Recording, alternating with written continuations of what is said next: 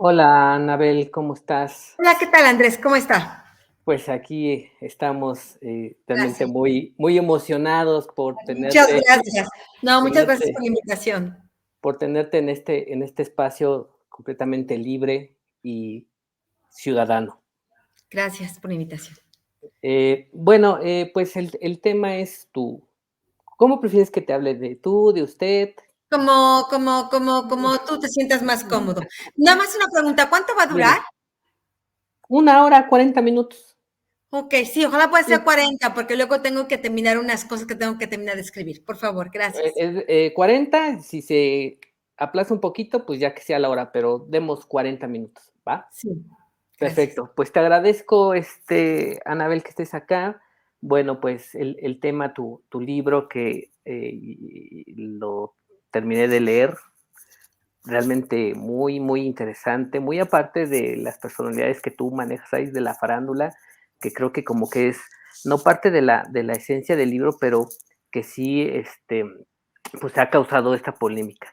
Pero me gustaría tratar tu libro, si bien de lo que trata como tal, todo lo que se entrevé en esta, como tú lo nombras, los conceptos que tú manejas como el patriarcado, el machismo, las mujeres dentro de la participación del crimen organizado, y bueno, ir desmenuzando lo que es tu libro como tal.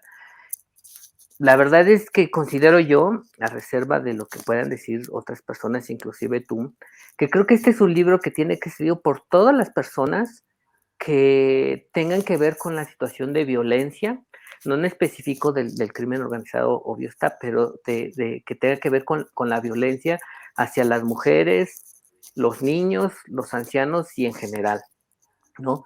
Tú haces un espléndido relato de la situación, de cómo el poder como tal subyuga, pero también enamora, también eh, es cautivador, pero que se paga un alto precio por eso, ¿no?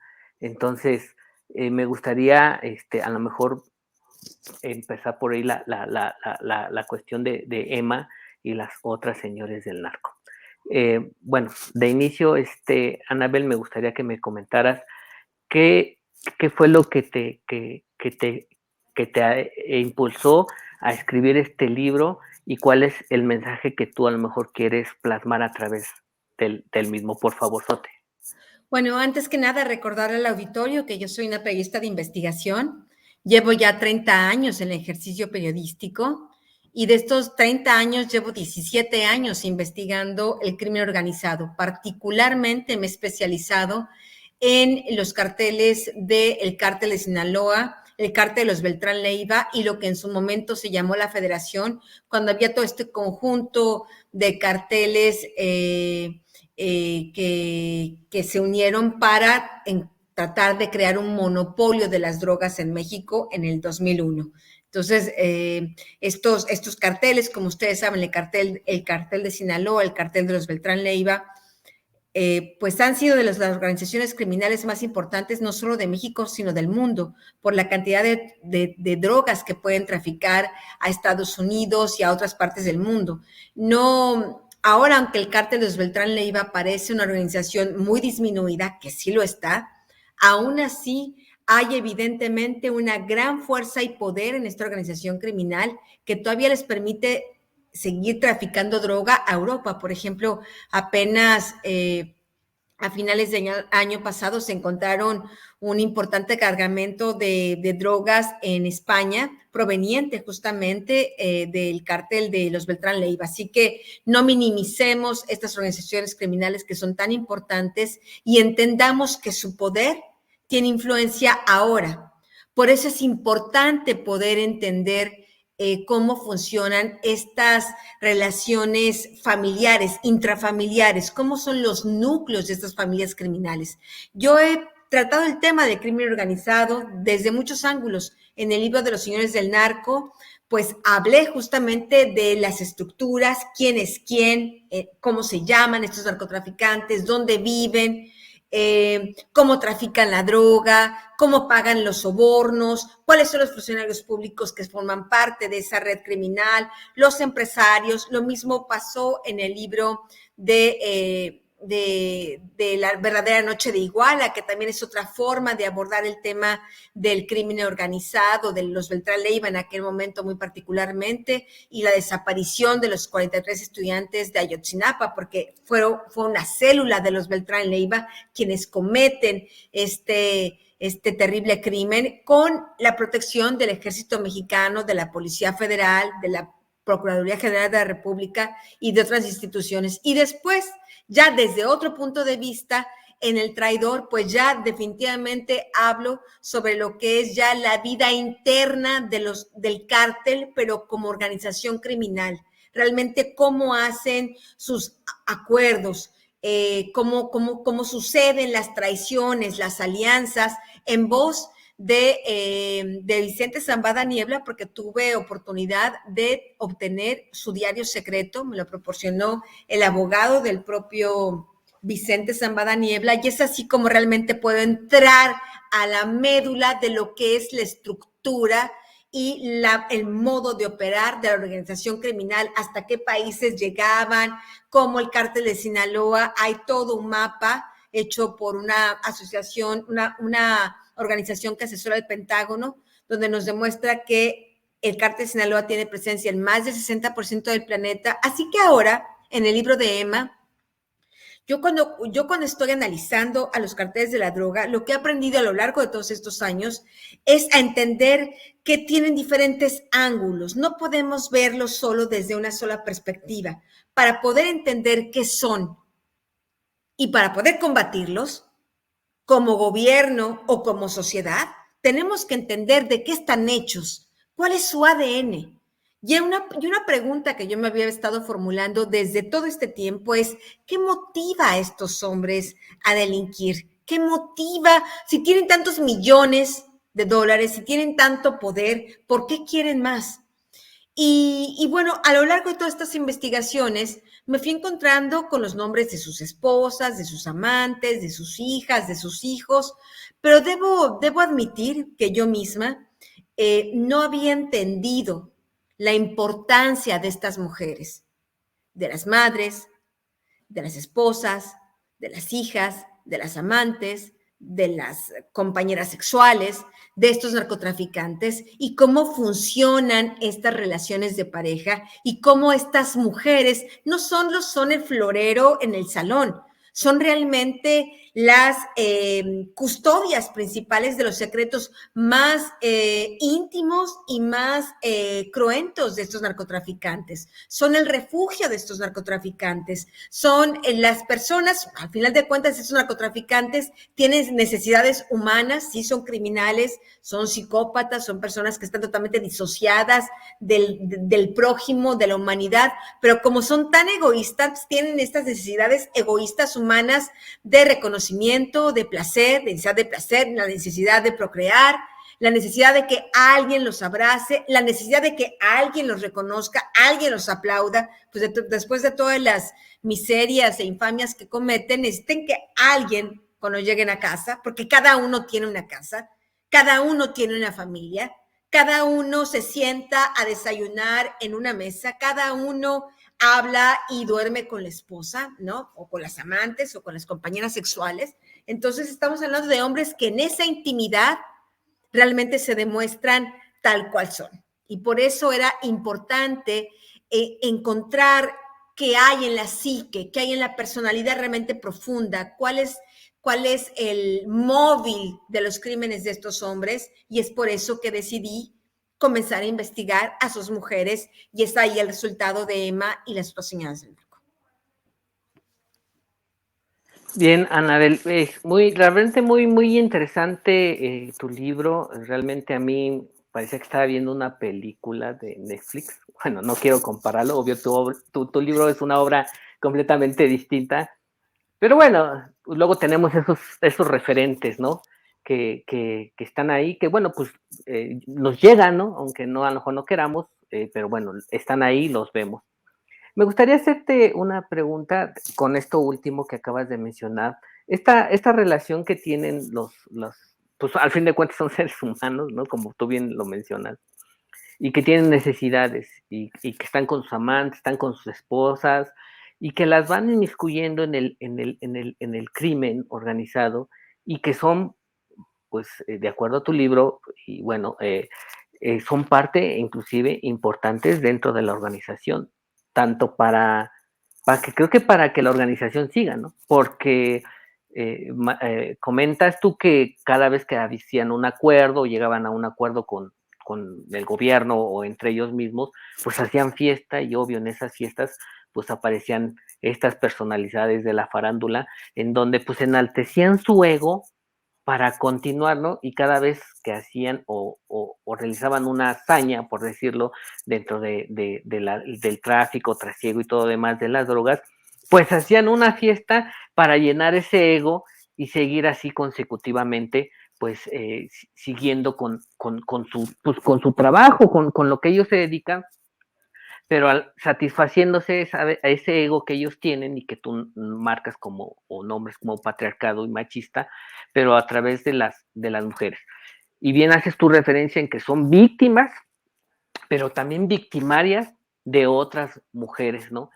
Y que bueno, haciendo un poco un preámbulo en este aspecto, ahora que terminé de leer tu libro, podría decirte sin temor a equivocarme que eso mismo que se ve en esa esfera de los artistas, del narco, del crimen organizado, nosotros que esta organización no gubernamental se dedica a cuestiones de violencia de niños, niños y adolescentes, al igual de mujeres, también lo vemos, pero a un nivel micro. Básicamente es esto, ¿no? Es el poder como tal, y no quiero cargarme hacia un lado el poder del hombre hacia la mujer, ni tampoco de la mujer hacia el hombre, pero sí el poder. ¿Qué nos comentas, Anabel, por favor? Bueno, quisiera nada más hacer una pequeña aclaración de que el libro no habla solo de artistas, el Ah, libro claro, habla de una gama amplísima de diferente tipología de mujeres, de diferentes edades, de diferentes orígenes económicos, de diferentes estados de la República, regiones del país, que terminan involucradas sexual, emocional o en matrimonio civilmente con estos narcotraficantes, ¿no? Realmente el tema de las actrices, cantantes, es un tema colateral, es solo un grupo más, una tipología más de las mujeres que llegan a involucrarse en estos mundos criminales, ¿no? Y bueno, no solo son mujeres que están ahí como compañía para las fiestas, son las esposas con las que procrean hijos, que se convierten en incubadoras del mal, que estos hijos pobrecillos, que las principales víctimas, creo, directas de estos núcleos familiares, que son criados también, pues para hacer la réplica de sus padres y para continuar en el mundo criminal. Hoy no podría entenderse los chapitos, los sanguinarios y terribles hijos del Chapo Guzmán, si no hubiera habido una madre, una mujer con la que el Chapo los procreó. Varias, sabemos que al menos son Alejandrina y Griselda, con las que el Chapo procreó estos hijos que ahora son sus herederos en el mundo criminal. Bueno, pues ahí estaban estas mujeres con las que el Chapo procreó, y estaban estas mujeres que impulsaron a sus hijos, que replicaron en sus hijos, que multiplicaron en sus hijos el sistema criminal del núcleo familiar para convertirlos en los herederos criminales de sus padres, ¿no? Cuando tenían... cuando nacieron, cuando fueron creciendo estos niños, pues en realidad eran víctimas y después se convirtieron en victimarios, como las mismas madres, víctimas y victimarias y víctimas, ¿no? Entonces, este rol de victimarios y víctimas en este tipo de relaciones dentro del crimen organizado son muy claras y son muy descarnadas. Las historias realmente son de terror. Tú comentabas hace un momento, parece serie de Netflix. Parece tal vez serie de Netflix por la forma en que está narrado el libro, pero este libro supera cualquier ficción. Cualquiera de estos relatos contados en estas series del cliché, donde las mujeres son muy felices y son muy guapas y son muy operadas y tienen mucho dinero y vivieron felices para siempre, donde no hay tragedias, donde no hay pagos de facturas. Aquí la realidad es tremenda, ¿no? Madres, esposas de narcotraficantes, cuyos hijos terminan en relaciones incestuosas y se asesinan, ¿no? Tenemos el tema de la propia Priscila Montemayor, una chica menor de edad, cuando conoce a Edgar Valdés Villarreal, alias la Barbie. Priscila Montemayor, ya una, por desgracia, princesa del narco, porque su padre Carlos Montemayor era importante narcotraficante, y al principio no estaba de acuerdo con esta relación entre la Barbie y su hija menor de edad, pero como le convenía en el negocio, permite la relación, ¿no? Y Priscila vive en una jaula de oro, vive sí, pues rodeada de supuestos lujos, de gente de la farándula, porque, por ejemplo, el actor y después diputado Sergio Mayer, su esposa Isabela Camil, una de las mujeres supuestamente del mundo VIP, de la socialité, ha ido partiendo con Priscila y con la Barbie en sus cumpleaños. Ahora que salió publicado el libro, pues ni se acuerdan de ella, la han renegado, han dicho que ni la conocen. Me imagino que Priscila debe sentirse pues bastante decepcionada de esas amistades, porque pues cuando iban todos de fiesta y el güero pagaba las cuentas, pues ahí sí todos eran muy sus amigos, ¿no? Una historia terrible de Priscila porque termina perdiéndolo todo. Terminan asesinando a su hermano menor, su padre termina en la cárcel, su marido termina en la cárcel. Realmente una situación muy terrible, porque también sufrió una serie de vejaciones en su matrimonio, de violencia por parte de este narcotraficante. Tenemos el caso de Emma.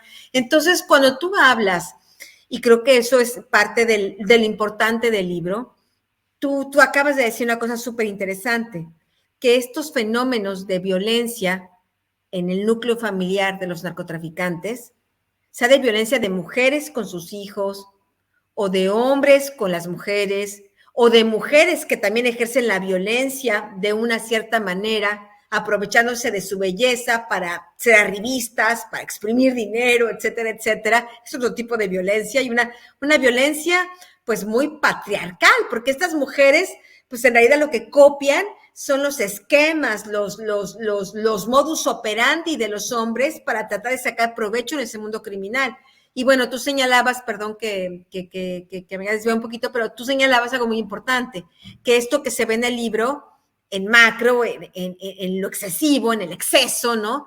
Se ve en las familias de México, no importa, y estarás de acuerdo, no importa del estrato social. Aquí no estamos hablando de ricos, pobres, inteligentes, tontos, de analfabetas o con doctorados. Estamos hablando de un chip que de una u otra manera tiene la sociedad mexicana de concebir que estas relaciones en los núcleos familiares son así, y que hay una batalla de poderes, sí, entre mujeres y hombres dentro de estos núcleos familiares, ya sea entre las esposas, las amantes, las madres, las hijas, etcétera, etcétera, pero todos basados no en el feminismo, no en el empoderamiento de la mujer, sino la mujer actuando muchas veces, la gran mayoría. Ahora eso es, poco a poco va cambiando, pero yo sí pienso que sigue siendo una tendencia mayoritaria en México, que las mujeres aprendemos a actuar, a sobrevivir en el mundo de los hombres, copiando, pues, por desgracia, muchas veces sus vicios, ¿no? Sí, sí, Anabel, pues sí, tienes mucha razón. Y creo que aquí un concepto constante, perdón, tanto para los hombres dentro del libro y de las mujeres y de los hijos, como mencionas, es el poder, un poder insaciable, porque acababas de mencionar a Priscila Montemayor, en donde su padre pues tenía una empresa de transportes y que pues no tenía como que la necesidad de meterse con la Barbie, porque si era por dinero, pues no era por ahí, ¿verdad? Pero más sin embargo, como que esta sensación de poder, bueno, yo lo interpreto así, es que se involucra con la Barbie y bueno, pues se viene toda esta cuestión de que tú narras en tu libro, que recomendable a todos los que nos están viendo y escuchando, y posteriormente con otras personas, ¿no? Que no son dentro del rubro de los artistas, como es Priscila en este caso, sino otras que igual, pues son, ellas sí no tienen, y ellos también pues no tienen poder económico y se involucran a unas sabiendas que lo que va a pasar, pero por el momento, pues ahora sí que viven la vida local, sin esperar qué va a pasar mañana, y que cuando ese mañana llega, pues se quedan igual como empezaron, o inclusive yo diría que peor, porque pues ya son perseguidas, ya traen órdenes de aprehensión y demás. Entonces, ¿qué nos podrías comentar sobre ese poder? O sea, ese poder tal parece brillante y que ciega a ese mundo, ¿no? Pero que pues ensordece y no relampaguea en los ojos de las personas, y que hacen todo lo posible por estar ahí, ¿no? A costa de lo que sea. ¿Qué nos comentas? Yo lo que encuentro en las biografías de estas mujeres y en las historias de estos hombres con estas mujeres, en estas relaciones detrás de la puerta, porque eso es lo que es el libro de M, las otras señales del narco.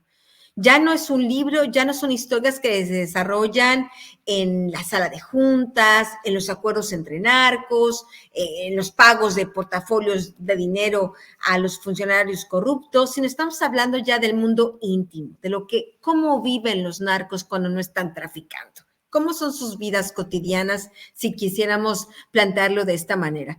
Y lo que lo descubrimos, y es una parte de, al menos yo lo siento como una obligación como periodista de investigación, de derrumbar estos mitos que hacen que la sociedad se quede paralizada y que cuando ve todos estos descuartizados y cuando ve todos estos desaparecidos y asesinados, pues lo que siente es terror y piensan, no, pues estos hombres son muy poderosos,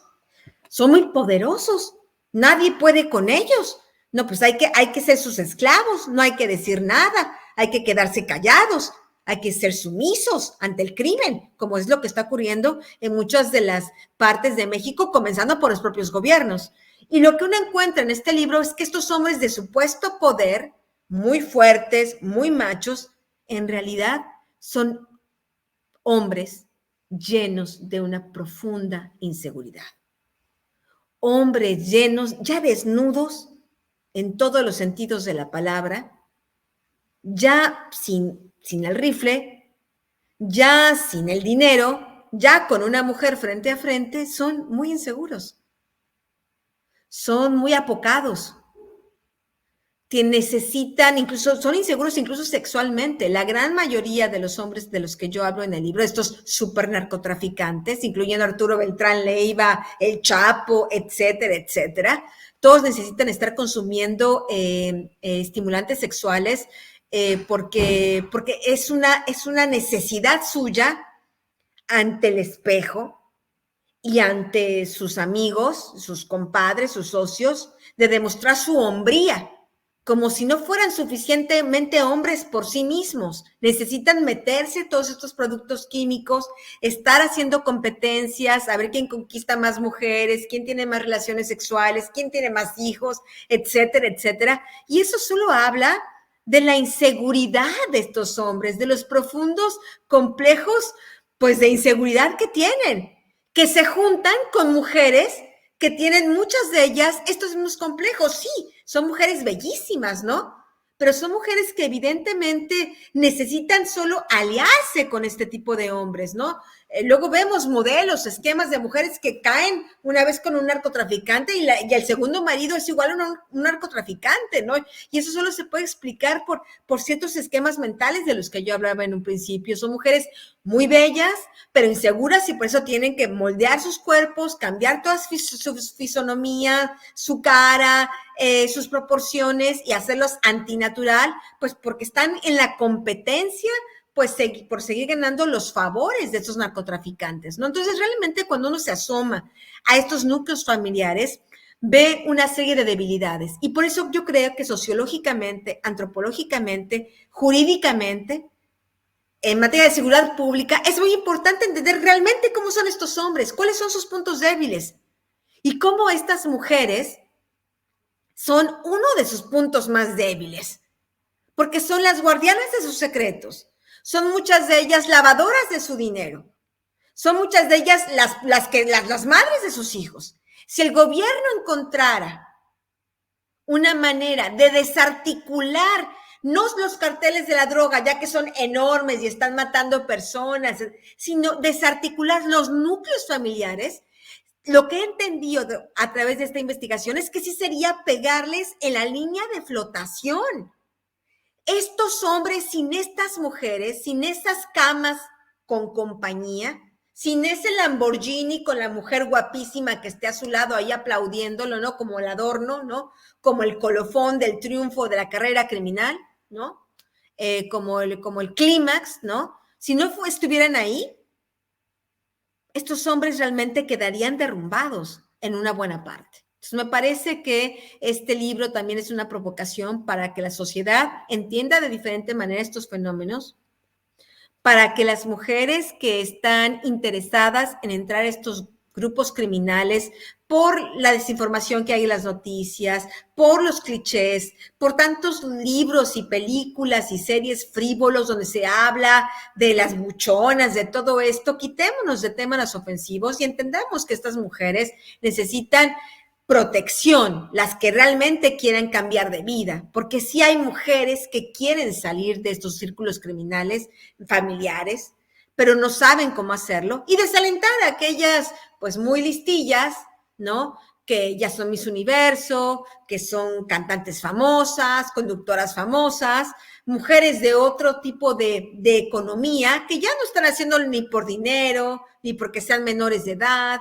ni porque no les queda otra opción, lo hacen pues por business, lo hacen algunas, según ellas, pues por amor, pero bien que se quedan con el business. Entonces estamos hablando de que este libro, la intención es desalentar esta cultura que existe, que permite que estas mujeres y estos hombres crucen sus caminos. Esta cultura que permite que sí, ya también en las casas privadas, y eso es algo que yo no había entendido, debo decir, en mis pasadas investigaciones, que estos mismos lugares, estas mismas residencias, donde entran y salen las mujeres, las esposas, las amantes, donde se desarrolla la vida íntima de los narcotraficantes, también llegan a entrar políticos, policías, senadores, gobernadores, en ese mundo íntimo. Yo había pensado que en las redes de corrupción era la entrega del portafolio en un lugar de business y basta. Ahora, a través de los diferentes testigos a los que pude entrevistar, testigos presenciales, ahora sé que pues expresidentes,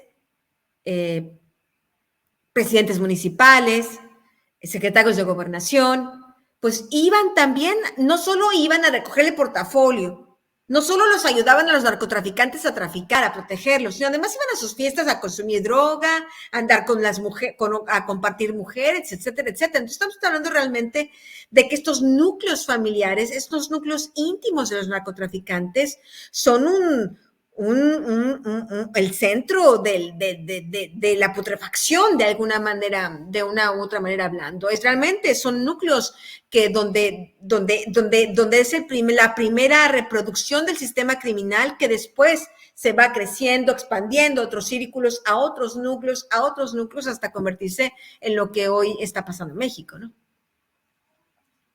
Sí, claro, la verdad es que y mencionas algo también muy importante sobre, bueno, los políticos que abordan también y están dentro de este crimen organizado y también estas mujeres.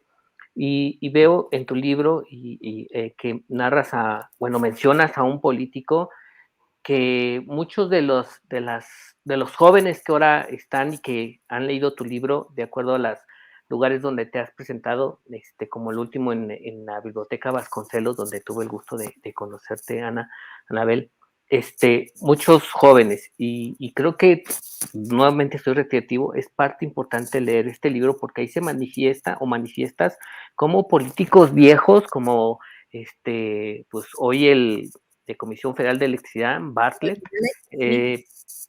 o sea, ahí narras todo lo que hacía, ¿no? Y no, pero pues ahorita el señor pues es puro y santo, ¿no? Bueno, aparte los mecenas de Manuel Bartlett eran los narcotraficantes del cártel de Guadalajara, Ernesto Fonseca Carrillo, Rafael Caro Quintero. Claro. Bartlett iba a las fiestas, se llevaba sus camiones llenos de dólares. Está el señor Félix Salgado Macedonio, el ahora senador de Morena, el que el presidente quería que fuera gobernador de Guerrero, pues cómo no va a querer si el señor ahí, Félix Macedonio, ya tenía muy planchados los asuntos con el crimen organizado, era uno de los mandaderos de la Barbie, de Arturo Beltrán Leiva, en aquella época cuando era alcalde de Acapulco. Sí, y es información que, bueno, pues jóvenes no la saben, ¿no? Piensan que esos personajes que mencionas, Quedaron bueno, en el pasado. ajá, o no personajes, sino personas de carne y hueso, pues están ahí y ahí fueron pues buenos políticos en su momento, ¿no? Pero no, no es así, ya lo referiste con suma importancia. Entonces, eh, ¿y cómo pues tienen el control en este caso del estado de Guerrero con la Barbie, como mencionas, el que quería ser gobernador de ese estado y que, bueno, puso a su hija, ¿no? Y que al fin de cuentas, pues volvemos casi a lo mismo, ¿no? Una hija casada con el hijo, con el hijo de uno de los operadores del cártel de los Beltrán Leiva. Así que todo quedó con los Beltrán, a favor de los Beltrán Leiva, porque si no es el padre, es la hija. Pero el punto es que el cártel y esta parte, esta facción que queda del cártel allí en Guerrero fue la que ganó en esa elección realmente. Claro, y bueno, volvemos a lo mismo, ¿no? Todo queda como que en familia, ¿no? O sea, no parece risorio, pero pues así es, ¿no? Queda ahí y siguen, pues siguen en el poder y continuarán hasta que, pues no sé, creo que los ciudadanos digamos basta o ahorita, bueno, al momento no tengo otra idea más fresca. Bien, aquí tenemos unas preguntas, Anabel, las voy a Sí, poner acá, con gusto. en donde, bueno, en primera, pues nos comentan, ¿no? Que buenas tardes, excelente día y perfecta entrevista por Justicia para MGR. Eh, Él mismo nos comenta, y sí me gustaría ponerla, donde dice, pues en un 70% lo es, que de Peña para atrás nadie se atrevió a exhibirlo, esa es otra cosa. No entiendo bien lo que comenta, pero supongo que trata a lo mejor de decirnos que ahorita, por la administración que está ahorita, pues salen estos temas y que de Peña para Bueno, atrás no salían, pero no, pero eso, en tu no. libro hay una parte, y me gustaría que yo lo dijera como persona lectora, en donde tú mencionas a Peña Nieto, en donde está ahí junto con todos los demás y pues le dan su portafolito, ya saben que trae ahí y no es droga, sino dinero para su campaña, ¿no? O sea, yo creo que hay que leer el libro para poder mencionar que realmente se habla también del gobierno, estamos hablando de Butler, estamos hablando de otros, y ahorita yo hago mención de Peña Nieto, en donde tú señalas que él llega a una reunión y que le dan su portafolio, ¿no? No, pero tal vez también se refiera a que la persona que escribió piensa que de estos temas nunca antes se había hablado. Y yo, bueno, soy una periodista que de 30 años de trayectoria, llevo 17 años investigando a Cártel de Sinaloa y desde el 2008, con el libro de los cómplices del presidente, en 2010 con el libro de los señores del narco, en el 2012 con el libro México en llamas, en el 2016 con el libro de La verdadera noche de Iguala, pues he hablado de todos estos temas de corrupción en el gobierno de Vicente Fox. Yo fui la que reveló que el expresidente supuestamente estaba involucrado con el cártel de Sinaloa, que había recibido sobornos del Chapo Guzmán para salir de la prisión. Fui quien reveló que la señora primera dama Marta Sagún pues era una traficante de influencias, una coyota en Los Pinos. Todo esto lo denuncié en su momento, porque pienso que el periodismo de investigación tiene que denunciar las cosas cuando están pasando. Yo las denuncié en ese momento cuando estaban pasando, pues como las denunció en este momento, ¿no? Claro, claro. Bueno, La libertad de continúan, expresión no depende de un gobierno, depende de la voluntad de los periodistas. sí, así es. Bueno, continuando con referente a la charla que tenemos y más de charla que de entrevista y con tu libro Emma y las otras señores del narco de Editorial Grijalbo, eh, dentro del mismo tú abarcas el tema, Anabel, con referente a cómo en primera instancia, bueno, ya lo referiste, pues sí, yo soy la amante o la esposa de tal narcotraficante, pero cuando este narcotraficante empieza a decaer su posición como tal, pues también ellas lo niegan, ¿no? Van negando, pero al fin de cuentas, pues tuvieron goces de ese, pues de este modo vivendi. Y también mencionar que, como tú bien lo referiste, esa inseguridad, tanto de ellos como de ellas, y bueno, parece que tienes toda la razón, en donde mencionas en tu libro a una actriz que es la que hoy en día pues tiene más operaciones que creo que ni cualquier otra, bueno, yo que sepa, ¿verdad?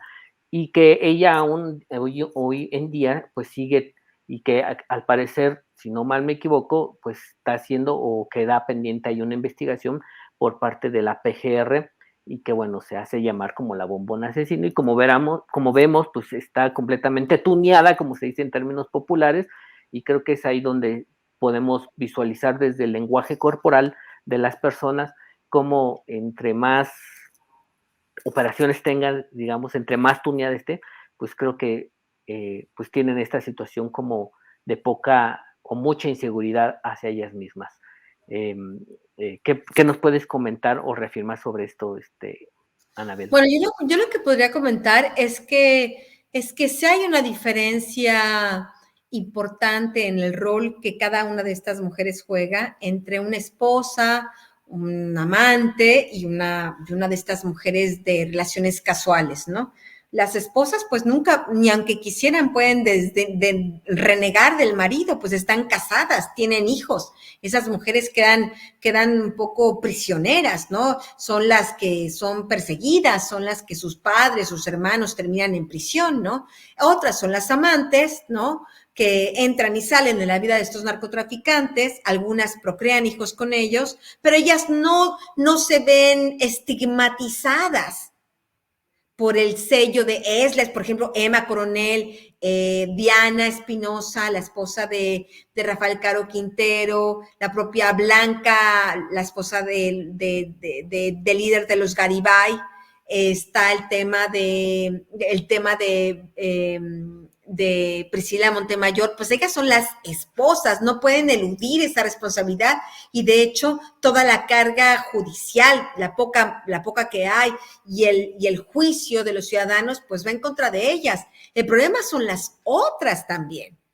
Las mujeres que pues son las amantes secretas, ¿no? Las damas de compañía secretas que andan en este mundo de la farándula, etcétera, etcétera, y que piensan que todo es muy secreto, que nadie se va a enterar, que ellas pueden entrar, salirse con sus millones de dólares y basta que nadie tiene por qué juzgarlas, que ellas pueden seguir viendo del aplauso de la gente, de la vanidad de estar en el mundo del espectáculo, sin ningún costo, ¿no? Creo que por eso también el libro ha sido un poco polémico, porque al verse desnudas, tal y cual son, pues tal vez cambie la percepción de sus audiencias, de sus auditorios, de la gente que les aplaude. Eso yo no lo sé, pero creo que al menos debe llamar a la reflexión de por qué aplaudirles a mujeres que andan con narcotraficantes y que se gastan dinero que proviene de la sufrencia de todo el país, del sufrimiento de todo el país, de los secuestrados, de los asesinados, de los desaparecidos, tantas mujeres que se han quedado sin marido, más de 350,000 personas que han estado ejecutadas en medio de la guerra entre los carteles de la droga, más de 90,000 desaparecidos, todos los feminicidios, que son daños colaterales, esta violencia rampante que hay en el país, ¿no? El aumento del consumo de drogas. Hay que aplaudirles a personas, sean hombres o mujeres, que se enrolan en esos mundos criminales y que se van con el dinero sangriento. Yo creo que es ahí un planteamiento que el libro también quiere poner sobre la mesa. Ya le tocará a los lectores sacar sus propias conclusiones, porque finalmente es eso. Yo hago mis investigaciones, como les he hecho siempre, con seriedad, con documentos, y ya al final, pues queda el balón en la cancha de los lectores que saquen sus propias conclusiones de qué son estas mujeres y cómo tenemos que actuar como sociedad ante estos fenómenos. Claro, Anabel, para ir ya cerrando, tenemos aquí una pregunta ¿Cree Anabel, de Nayeli Esparza, cree Anabel que vivimos en un narcoestado? Esa es la pregunta que te hacen. Daniela, Nayeli, por el rostro que acompaña tu pregunta, veo que eres súper joven.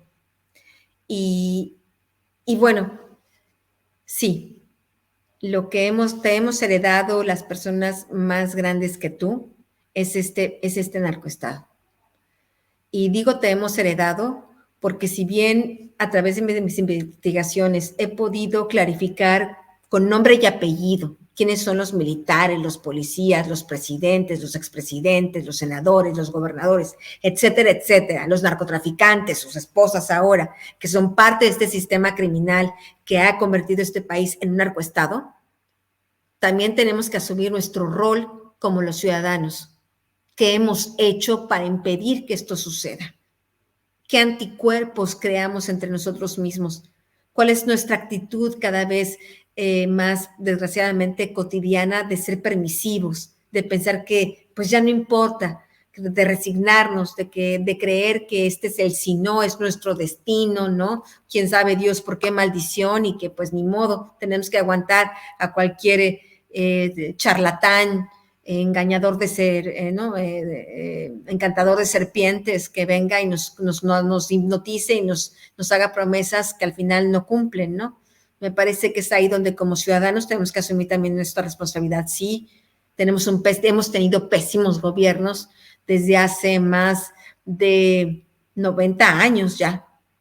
Eran los 70 años del PRI y ahora estos 22, pues sí, 22 años de la alternancia en el poder, desde que en el año 2000 llegó Vicente Fox a la fecha, y pues tenemos realmente gobiernos bastante pobres en todos los sentidos, humanamente hablando, en calidad humana de estos personajes políticos, pobres en sus propuestas, cada uno con estilos un poco diferentes, pero al final de cuentas ninguno resuelve nada. Y sí, hoy sí se puede decir que todos estos presidentes, de una u otra manera, todos estos gobiernos han estado coludidos con el crimen organizado, incluyendo el actual. Porque por desgracia, en el partido Morena, como habla justamente el libro, empezando, digo, solo con un pequeño ejemplo de este actor Sergio Mayer, que era amigo de narcotraficantes, que estaba ahí en la pachanga sacando dinero del narco, y el partido Morena lo nombra, lo postula como diputado federal. Tenemos a Félix Salgado Macedonio, tenemos a Manuel Bartlett, tenemos a un gobernador en Sinaloa, Rubén, el señor Moya, Rocha Moya, que realmente que es realmente también un pues narcogobernador, porque él llegó a ese estado gracias a la anuencia del cártel de Sinaloa. Entonces estamos hablando, por desgracia, de que sí, que tenemos un narcoestado. Muy interesante, Anabel. De verdad, yo a todos los que nos están viendo ahorita y nos van a volver a ver, vamos a repetir el programa. Aparte, va a estar en podcast para los que quieran ir conduciendo y no puedan ver en pantalla. Va a estar en podcast esta entrevista con Anabel, pero más que entrevista, charla, una plática amena, pues nuevamente vayan y compren el libro de Emma. Está muy interesante, se van a encontrar ahí con otras cosas más que por cuestiones de tiempo, pues aquí no vamos a poder platicar, pero que está muy interesante. Anabel, para ya ir cerrando, 3 preguntas que yo te hago. La primera, creo que ya la solución que pone la administración actual, que es el abrazos y no balazos, pues es obvio que no va a funcionar, puesto que en estos grupos hay muchos abrazos y más abrazos que nada, y también hay muchos balazos y todo sigue igual. Entonces, los abrazos para los narcos, los balazos para los ciudadanos. Claro. Es un poco la máxima que estamos viviendo en estos tiempos. Así es. Y con respecto, en tus exposiciones que has dado de manera pública, mencionas que vas a sacar como que un segundo libro que continúa este de Emma y las otras señoras del narco. ¿Nos podrías a lo mejor hablar poquito de esto? Y si a lo mejor dentro de ese libro podría estar involucrado, así como mencionas a Peña Nieto, que fue por su portafolio, la administración actual federal del día de hoy día? Bueno, yo te comentaba que está, y lo estaba checando solo para no equivocarme, ser muy precisa en el nombre, Rubén Rocha Moya, el gobernador actual de Sinaloa, candidato de Morena el año pasado, es un narcogobernador. Él llegó a ese estado gracias a los acuerdos, al pacto establecido con el cártel de Sinaloa, tanto con el Mayo Zambada como con los Chapitos, con los hijos del Chapo, que son la otra facción importante del cártel. Y de acuerdo a lo que el propio Rocha Moya dijo a sus correligionarios, a sus compañeros de partido, el propio presidente de la República había estado de acuerdo con esos acuerdos. Tal vez por eso podemos entender el saludo a la mamá del Chapo, tal vez por eso podemos entender por qué liberaron a Ovidio Guzmán López, uno de los hijos narcos del Chapo Guzmán hace ya algún tiempo. Y bueno, no hay cuestiones fortuitas. Y yo sí pienso que, por desgracia, esta administración está igualmente contaminada. En el libro en el tomo 2, nunca había hecho un tomo 2 de ningún libro, ni siquiera de Los Señores del Narco, que había sido un bestseller, nunca había hecho un tomo 2. Esa es la primera vez que hago un tomo 2 de una de mis investigaciones, porque cuando di a conocer el libro, ahí en la Feria de Guadalajara, que fue ahí la primera presentación, hice una invitación pública a las mujeres que de una u otra manera están o han estado dentro de estos grupos de organizaciones criminales, dentro de los núcleos familiares, mujeres que hayan sido esposas, mujeres que hayan sido hijas, sobrinas, madres, amantes, compañeras de noche de algunos de estos narcotraficantes, un poco para invitarlas a romper el silencio, a desvincularse, a romper el pacto de impunidad. Y lo que ha resultado, gracias a esta convocatoria que hice, es que ya algunas mujeres se han acercado a mí para contarme sus historias. Eso es lo que vendrá en el libro, en el tomo 2 de Las Señoras del Narco. Pues muy interesante, yo ya quiero tenerlo, ya quiero leerlo. Será muy intenso, será muy dramático, son historias realmente descarnadas, pero lo que estas mujeres dicen es, la gente tiene que saber, el mundo tiene que saber el precio que se paga por estar aquí y le pagan nuestros hijos y nuestras hijas. Bueno, ya la última parte de esta charla amena con Anabel Hernández, autora y periodista del libro M y las otras señoras del narco, editorial Grijalvo. Tenemos un comentario aquí, ahorita lo voy a pasar, y espero ser el puente para que puedan entrevistarse contigo, Anabel. Es una familia que yo aprecio mucho. Ahorita voy a pasarlo. Me gustaría hacerte otra pregunta. En tu libro mencionas, con respecto a la Barbie, a Meyer y a Charlie del grupo Garibaldi, y que apenas, bueno, no hace mucho, digo, más reciente, la cuestión de Kate del Castillo y el Chapo de hacer una película. En tu libro mencionas que también la Barbie le da dinero a Meyer para que les haga una película y creo que nunca les hace nada. Y ¿qué podrías mencionar? Tú citas ahí en tu libro algo con respecto a Kate del Castillo. ¿Qué nos podrías platicar ya a lo mejor de manera personal o dentro de tu investigación con Kate del Castillo y el Chapo? Y bueno, es otro reflejo que tú mencionas al inicio de esta charla, que es demostrar quién puede más de su círculo del narco, de yo tengo más mujeres, yo, pues si tú haces una película, yo también voy a hacer una. ¿Qué puedes mencionar con ese punto ya para cerrar, por favor, Anabel? Bueno, pues lo que yo platico de Kate del Castillo y del Chapo Guzmán es lo que la misma actriz había hecho ya público. Incluso ella misma hizo una docuserie ahí en Netflix hablando de este encuentro con el Chapo.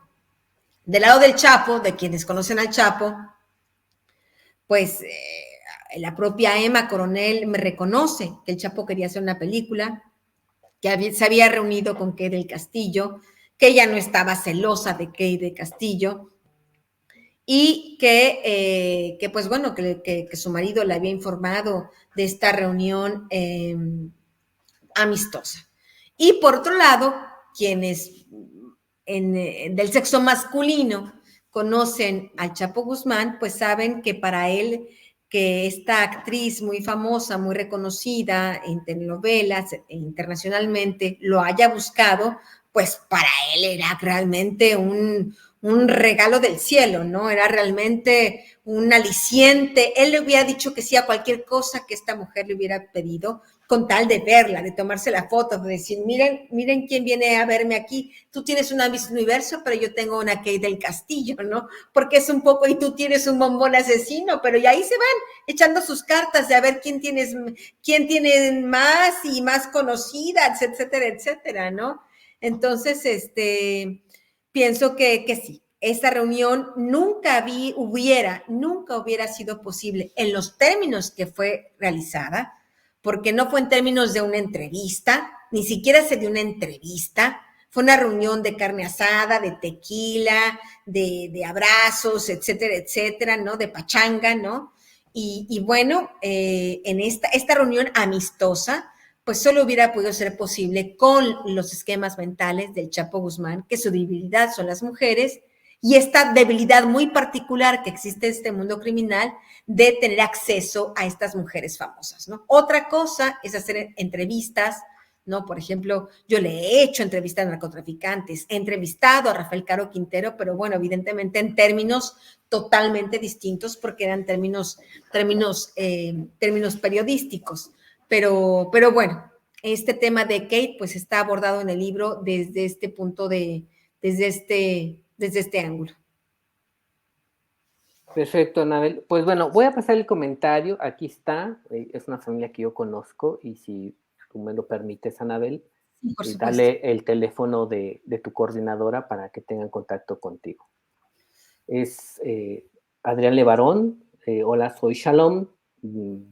Quisiera platicar contigo. Yo creo que hace referencia a ti, Anabel, pues todo, que a mí ya me conoce y me puede marcar cuando quiera.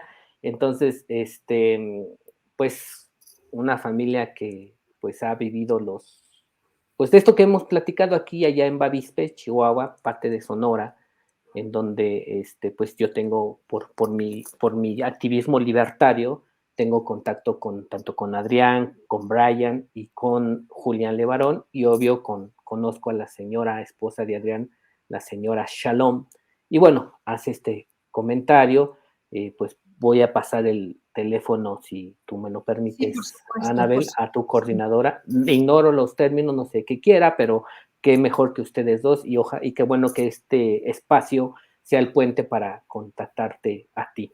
Sí, muchas gracias. Por supuesto que sí, esta familia que vivió esta tragedia ahí en el norte, en Sonora, y que pues son parte de son víctimas directas de estas complicidades entre estas mujeres, estos narcotraficantes y el poder, el gobierno, los funcionarios públicos. De eso estamos hablando, ¿no? La historia de los Levarón, para mí, al menos periodísticamente hablando, es equiparable de verdad al tema de los 43 estudiantes desaparecidos. No podemos olvidar la tragedia que pasó esta familia, en que una cuestión infame, absolutamente innecesaria, no solo los matan, sino además los queman, ya en una escena de terror, y queman niños. Estamos hablando realmente ya yo creo que de esto, el caso de Ayotzinapa, el caso de los Levarón, son símbolos muy claros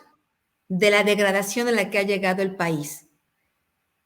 Esta chica Nayeli preguntaba, ¿vivimos en un narcoestado? Ahí está la respuesta. El caso de los Levarón, el caso de los 43, es un narcoestado. Es la clara muestra de un narcoestado. Y estamos hablando que ocurrieron en momentos distintos.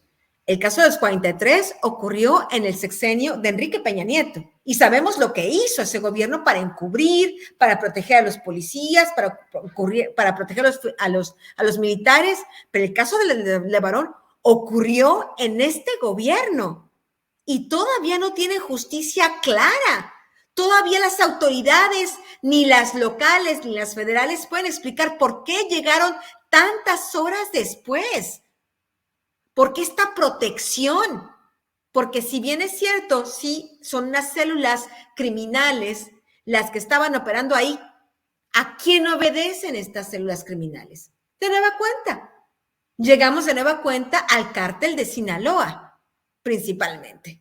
Un cártel intocable en el pasado y un cártel intocable en este momento. Por eso sí, yo pienso que el caso de los Levarón será uno de los casos que trágicamente más marcará el gobierno actual, como el caso, por ejemplo, de la caída de la línea 12 del metro en la Ciudad de México, que tenía que ver con otro tipo de negligencias, no forzosamente con el crimen organizado, pero bueno, sí, es un caso emblemático y yo con muchísimo gusto haré comunicación con la familia. Gracias, pues hemos llegado a la conclusión de este conversatorio, charla con Anabel Hernández, autora de otros libros, pero en específico ahorita el de Emma y las otras señoras del narco. Anabel, pues agradeciéndose tu tiempo, pues teníamos muchas ganas de realizar esta conversación contigo, esperemos que no sea la última, que sigamos teniendo contacto y como te lo comenté, sabes que me autografiaste tu libro. Nos conocimos allí en la Biblioteca Vasconcelos. Tú me pediste yo te dije, por supuesto que sí lo hacemos, porque a mí me encantan estos diálogos. Para mí son muy nutrientes.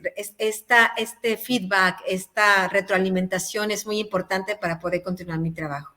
Gracias. Y bueno, ahora con lo de los familia Levarón, pues yo me siento muy bien que yo sea el puente para poder, y lo seguiré siendo si es necesario, es parte de mi trabajo como activista libertario. Y bueno, como te lo mencioné aquella vez, pues invitarte a que seas parte del Consejo Consultivo de esta organización no gubernamental sin fines políticos, completamente y absolutamente ciudadano, y como bien lo dice, defendiendo las libertades de la sociedad civil. Solamente eso es lo que buscamos. Julián Levarón es parte de este consejo, entre otros como Justicia para MGR, es un hombre, pero igual no quiere que lo diga, una persona que estuvo presa durante 21 años de manera completamente vulnerada de sus derechos humanos cuando supuestamente había un muerto y el muerto no estaba muerto, y bueno, un sinfín de situaciones. Entonces, pues esperamos seguir en contacto, Anabel, te agradezco tu tiempo, agradezco que existan personas como tú, gracias, que cuestionan el gobierno, como la familia Levarón, como el de La Voz, que cuestionamos porque el poder está para cuestionarse, no está para rendirle tributo, es para cuestionarle por qué lo hace, cómo lo hace y por qué lo está haciendo. Y muy pocas personas podemos hacer eso o tenemos el valor de hacer eso, como las que hoy nos encontramos aquí, que en una estación virtual está Adrián Levarón, su esposa, mamá de Ronita, que es la que asesinan en esto que tú bien narraste, y que la autoridad llegó mucho tiempo después. Y bueno, el de La Voz, que estamos ahí, inclusive Nayeli, que también le agradezco por ser parte de esto, ya que participó. Las otras organizaciones que no son simplemente Candidatos Libertarios Ciudadanos, sino Amor y Rabia, de feminismo liberal, la Defensoría de Derechos Humanos, que también ayudó para que se hiciera posible este encuentro virtual contigo. Y bueno, pero más que nada, pues tú, el haber estado y haber compartido tu tiempo. Y sigue, hay muchas personas que al encontrarnos como personas como tú, Anabel, queremos luego tirar la toalla y decimos, ya estoy hasta la M de que no pase nada, pero personas como la familia Levarón, personas como tú, son los que dicen, no, vamos para adelante, no puedo dejarlos solos y espero que no me dejen solo a mí en cierto momento. Y eso es lo que nos dicen, bueno, seguimos cuestionando, seguimos debatiendo, seguimos y seguiremos hasta que nos callen al fin de cuentas, ¿no? A mí me pasa lo mismo, quiero que sepas que a mí me pasa lo mismo cuando yo conozco a personas como ustedes. Realmente creo que las personas que queremos cambiar México somos más que las rémoras parásitas que no quieren que lo hagamos. Y me parece que, si bien es cierto, es bueno de hablar, y tenemos que hablar de estas rémoras parásitas, de estos gobiernos que vienen y van y no dejan nada más que más pobreza, más corrupción y más violencia, yo también creo honestamente que tenemos que también ser autocríticos como sociedad. Está bien criticar al gobierno, pero esos gobiernos, ¿cómo llegan? ¿Quién vota por ellos? ¿Marcianos? No, votamos los ciudadanos. Y es ahí donde tenemos que empezar a mover nuestras fibras, así como estamos pidiendo que cortemos estos chips, que lo destruyamos, que le hagamos pedazos, estos chips del patriarcado, del machismo, que tan retrógrada es en nuestro país, que tantos retrasos económicos, políticos, sociales produce. También rompamos este chip del dogma, del tlatoani, de estar pensando que habrá un salvador. Nadie va a venir a salvarnos, nadie. Tal vez por la época de la colonia y esta situación, religión católica tan férrea que nos metieron, pensar que no tengo nada en contra de la religión católica. Yo soy católica. Pero una cosa es creer en algo o pensar que ese algo va a venir aquí a resolverme la vida. Eso no va a suceder. Los únicos que podemos proteger a los humanos somos los mismos humanos. No es una fuerza divina, no es un tlatoani, no es una varita mágica. Y es ahí donde tenemos que ser muy autocríticos. Ahora viene el tema del referéndum, de la consulta popular, de la revocación de mandato. Yo no sé que la ciudadanía vote o no vote como quiera. Lo que no puede suceder, lo que de verdad no puede suceder, es que ante todas estas violaciones a la ley que está cometiendo el presidente y su gabinete, promoviendo el voto porque no se vaya Andrés Manuel, es un delito electoral. Como en el pasado, hoy estamos en la consulta popular, pero en otras elecciones presidenciales, etcétera, fuera esta misma práctica de Estado. Esta no es una consulta popular, es una operación de Estado. En eso lo convirtieron. Si los ciudadanos no decimos, no estamos de acuerdo con esto, si las instituciones electorales no ponen una sanción ahora, esto nos van a recetar en el 2024 en elección presidencial y nos van a imponer a quien ellos quieran. No es posible, eso no es democracia, eso no es transición, eso no es transformación. Eso es un populismo rancio y autoritario. Bueno, pues te agradecemos, Anabel, ya te robamos un poquito más del tiempo pactado. Pues les agradecemos a todos los que estuvieron aquí. Nuevamente va a estar en YouTube y posteriormente en el podcast de La Voz del Ciudadano Libre para que lo escuchen. Y bueno, más que nada, pues de nuevo cuenta agradecerte, Anabel Hernández, tu participación. Gracias por darnos tu tiempo. Y bueno, pues nos estaremos viendo en otra ocasión. De antemano, pues les damos gracias a todos los participantes y obvio le hago llegar su teléfono a la familia Levarón para que tengan contacto y puedan hacer algo, y si hacen algo pues me invitan, ¿no? Pues sería todo, les agradecemos, muchas gracias, hasta la próxima. Un abrazo, gracias.